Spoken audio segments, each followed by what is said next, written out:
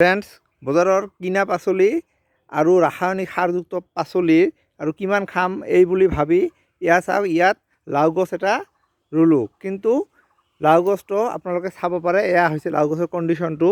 আৰু ৰোৱাৰ পিছত মই কি কৰিলোঁ, টকা পইচা খৰচ কৰি ডাঙৰ এখন জখলা বান্ধি দিছোঁ। চাওক, বনালোঁ লেবাৰ লৈ। কিন্তু অৱশেষত কি কৰিলে, লাও গছটোৱে কি কৰিলে আপোনালোকে চাব পাৰে, এই জখলাটোত নগৈ উঠি গ'ল গছত।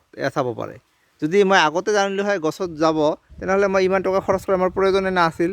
আৰু চাওক, ইমান ডাঙৰ এটা গছ, দীঘল যে গছটো হৈছে, আৰু ফল অকল খালি এটা। চাওক, এটাই ফল। চাব পাৰে।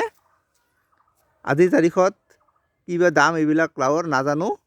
তো ইয়াৰ আগত আনিছিলোঁ 50 টকা 60 টকাকৈ কিনি আনিছিলোঁ।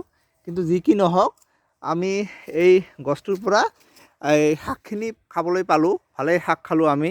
আৰু আপোনালোকে জানে যে লাও শাক খুবেই টেষ্টি হয়, আৰু এইটো আমাৰ শৰীৰৰ কাৰণে খুব উপকাৰী। লাও শাক খাব লাগে।